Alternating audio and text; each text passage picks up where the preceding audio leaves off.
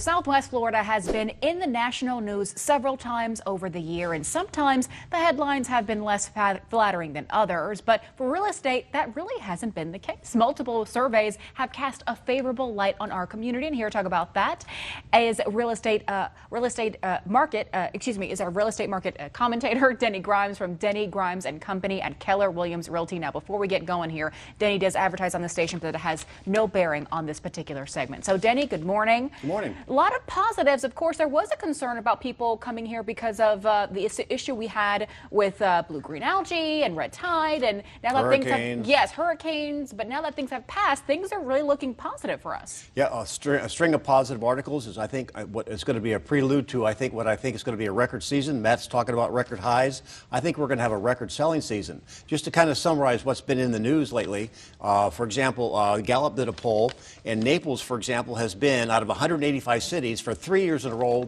the healthiest and happiest place to live. That can't hurt.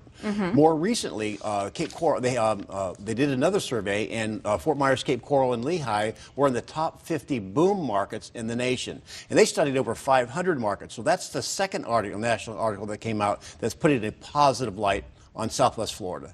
Then finally, the last article that came out, and this is a surprise to many people, when they look at small to medium-sized cities, and they studied over 500, Kirsten, Lehigh is the #1 growing area over the last 7 years in population. Was there a conversation about what you can attribute to that growth?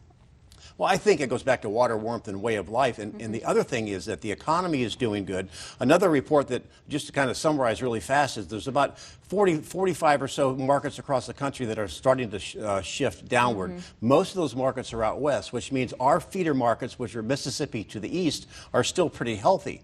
401ks are positive. Interest rates are at a 3-year low. And so I think basically with the economy going on, the stock market, and everything else that's happening, we're going to have a banner season, like I said.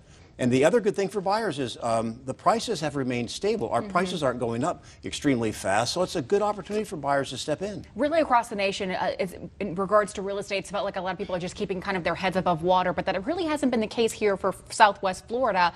Things are growing for luxury markets like Naples, just as they are, as you mentioned, more economical markets like Lehigh Acres and Cape Coral. Why do you think that is? Well, first of all, when you look at the luxury market of Naples, although it's expensive, it's not very expensive compared to some of the other places in the country. And when you look at Lehigh and Cape Coral, it's very affordable. Those areas are well below the national average median home price. And so when people can come down here and have the weather that Matt gives us every day and have an affordable place to live, it's positive for our market. Especially when people are moving from other big cities or states like California, New York, where you have to pay federal and state. And here, it's just a federal situation. So it really becomes very appealing very quickly. It's a tax-friendly state. All right. Thank you so much, Jenny. I appreciate it. Thank you for joining us.